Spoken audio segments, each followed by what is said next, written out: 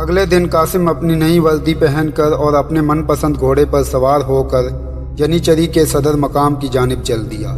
یہاں اس کی ملاقات سب سے پہلے آغا حسن کے ساتھ ہوئی۔ یہ وہی نوجوان تھا جس نے تہوار والے روز سکندر بیگ سے شکست کھائی تھی۔ قاسم کو اس نوجوان کے چہرے پر عجب سادگی اور خلوص دکھائی دیا۔ قاسم نے بہت جلد اندازہ لگا لیا کہ اس نوجوان کے ساتھ اس کی دوستی ہونے والی ہے۔ آغا حسن قاسم سے عمر میں بڑا تھا اور ینیچری کا تجربہ کار سالار تھا۔ اپنے کارناموں اور شجاعت کی وجہ سے وہ ترقی کر کے 10,000 منصب تک پہنچ چکا تھا۔ آغا حسن قاسم کو ینیچری کے احاطے میں داخل ہوتا دیکھ کر ٹھٹک گیا تھا۔ اسے تہوار والے روز سے ہی قاسم بہت پسند آیا تھا۔ اس نے قاسم کو دیکھا اور دوڑتا ہوا اس کے پاس جا پہنچا۔ قاسم بھی فوراً گھوڑے سے نیچے اتر آیا۔ ینیچری کے دونوں سالار آپس میں بغل گیر ہوئے اور باتیں کرتے ہوئے صدر دفتر کی طرف بڑھنے لگے۔ آغا حسن نے چلتے چلتے کہا، میں آپ کے بڑے بھائی طاہر بن حشام کو جانتا ہوں۔ وہ تربیت گاہ میں شمشیر زنی کی کلاس لیتے ہیں تو میں کبھی کبھار اپنے شوق سے ان کا فن دیکھنے چلا جاتا ہوں۔ بہت خوب، اس کا مطلب ہے بھائی جان بھی آپ کو جانتے ہوں گے۔ اچھا ہوا سب سے پہلے آپ کے ساتھ ملاقات ہو گئی۔ اس دن آپ نے بڑے ماہرانہ وار کیے تھے۔ آپ کی شمشیر نہ ٹوٹی ہوتی تو آپ یقیناً سکندر بیگ کو تھکا کر شکست دینے کی صلاحیت رکھتے تھے۔ آغا حسن قاسم کی ماہرانہ رائے سن کر حیران رہ گیا۔ یہ حقیقت تھی کہ اس کی تلوار دھوکہ دے گئی تھی، ورنہ وہ ابھی کئی گھنٹے تک لڑنے کی ہمت رکھتا تھا۔ قاسم دن بھر آغا حسن کے ساتھ رہا۔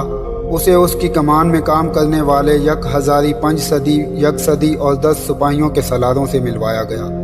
ینیچری کی تمام فوج ایک بہت بڑی کالونی میں مقیم تھی۔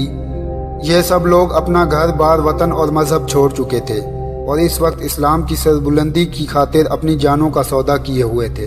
شام کو گھر کی جانب واپس آتے ہوئے قاسم جب آغا حسن سے اجازت لینے لگا تو اسے ایک دم ابو جعفر کا خیال آیا اور پھر اسے ینیچری میں مبینہ بغاوت کی بات یاد آئی۔ وہ دن بھر کی رفاقت میں جان چکا تھا کہ آغا حسن قابل اعتماد سپاہی ہے۔ چنانچہ اس نے قدرے رازدانہ لہجے میں آغا حسن سے دریافت کیا، یہ بات کہاں تک صحیح ہے کہ ینیچری میں بعض لوگ سلطان کے خلاف سرگرمیوں میں مصروف ہیں؟ کیا آپ اس بارے میں کچھ جانتے ہیں؟ آغا حسن نے چونک کر قاسم کی جانب دیکھا اور پھر محتاط لہجے میں جواب دیا، نہیں، میں اس بارے میں کچھ زیادہ نہیں جانتا۔ میرے علم میں تو یہ بات آئی ہے کہ کچھ لوگ تنخواہ بڑھانے اور دیگر سہولیات میں اضافے کی ضد کر رہے ہیں۔ جلد ہی قاسم ینیچری میں ایک محبوب و معقول سالار بن گیا۔ اب اس کے والدین بھی ادرنا میں اس کے بھائی کے گھر آ چکے تھے۔ روزانہ علالصبح گھوڑے پر سوار ہو کر ینیچری کے موسکر جانا اور پھر شام کے بعد واپس لوٹنا قاسم کا معمول بن چکا تھا۔ کبھی کبھار وہ آغا حسن کے پاس رات کے کھانے کے لیے رک جاتا اور دیر سے واپس آتا تھا۔ اسی طرح کی ایک رات قاسم موسکر سے گھر آنے کے لیے روانہ ہوا۔ راستے میں زیتون کے چند باغات پڑتے تھے۔ 10ویں رات کا چاند زیتون کے درختوں پر چاندنی کی چادر پھیلا چکا تھا۔ قریب ہی پانی کا ایک بڑا سا تالاب تھا جس کے چاروں اطراف نرم سبزہ کسی قالین کی طرح بچھا ہوا تھا۔ قاسم تالاب کے قریب پہنچا تو ٹھٹک کر رک گیا۔ کسی نے کہیں سے تالاب میں کنکر پھینک دیا تھا۔ پانی میں کنکر کا چھناکا پیدا ہوا تو قاسم نے گھوڑے کی لگامیں کھینچ لی اور بجلی کی سی تیزی سے اپنی چمکدار شمشیر نیام سے باہر کر لی۔ کون ہے یہاں؟ سامنے آؤ، ورنہ اگر میں نے خود ڈھونڈ لیا تو گردن اڑائے بغیر نہیں رکوں گا۔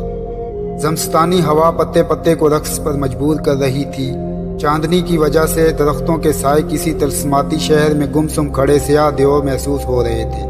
ہر طرف سناٹا تھا۔ گھوڑے کے سموں کے نیچے کڑکڑاتے ہوئے زیتون کے خشک پتے پورے ماحول میں دیو ملائی سا رنگ بھر رہے تھے۔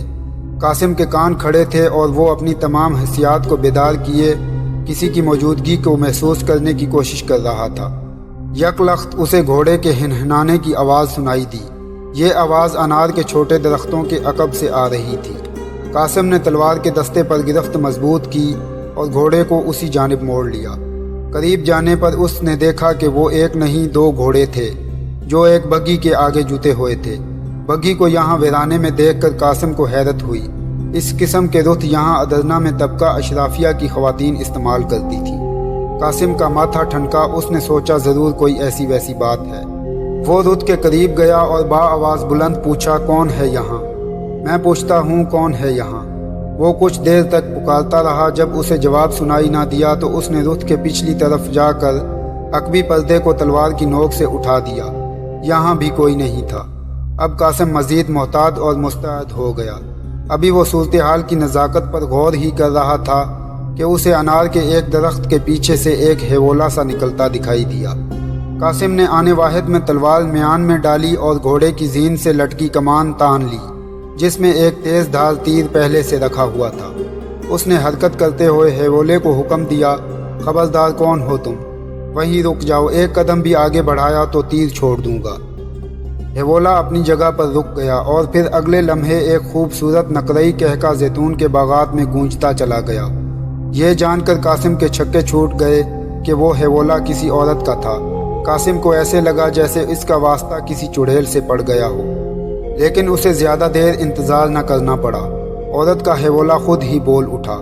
डर गए, यनीचरी के 5000 सालार साहिब डर गए। ये मारसी की आवाज़ थी। वो दरख्तों के साए से निकलकर सामने आ गई। कासिम मारसी से मुतल्लक कतन कुछ नहीं जानता था। मारसी नरम कदमों के साथ चलती हुई कासिम के बिल्कुल करीब आ गई। अब वो साफ दिखाई दे रही थी।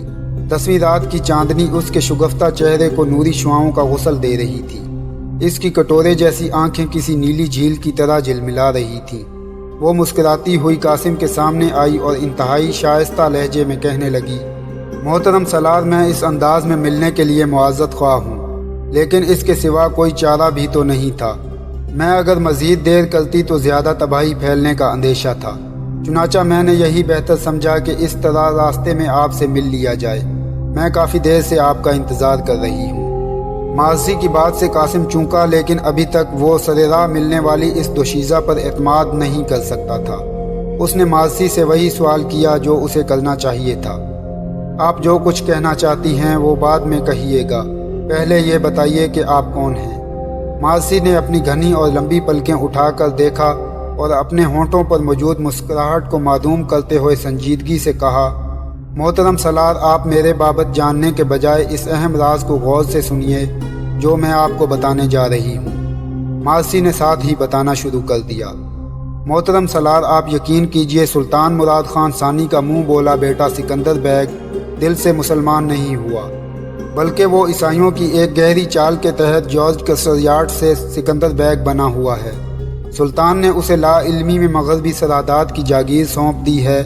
आपको यकीनन मालूम होगा कि वो अल्बानिया के अनजहानी बादशाह जॉन कसरयार्ड का बड़ा बेटा है।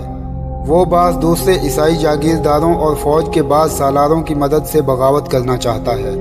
वो अल्बानिया को सुल्तान की बाजगुजारी से आज़ाद करके सुल्तान से इंतकाम लेना चाहता है, क्योंकि उसके ख्याल में उसके 3 छोटे भाइयों को सुल्तान ने जहर देकर मरवा दिया था। मोहतरम सलार, आप मेरी बात का यकीन कीजिए, इस साजिश में अबू जाफ़र नामी एक शख्स भी शरीक है।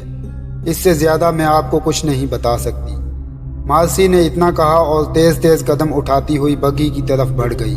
कासिम अभी तक हैरत के मारे साकित व जामिद खड़ा था।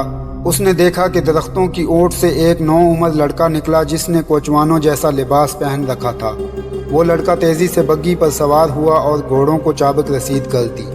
कासिम हैरत के झटके से उस वक्त निकला जब मासी की बग्घी जा चुकी थी। अगर आपको वीडियो पसंद आई है तो हौसला अफजाई के लिए लाइक करें, सब्सक्रिप्शन के बटन को दबाकर बेल आइकन पर क्लिक कर दें ताकि तमाम नई आने वाली वीडियोस बर वक्त आप तक पहुंचती रहें।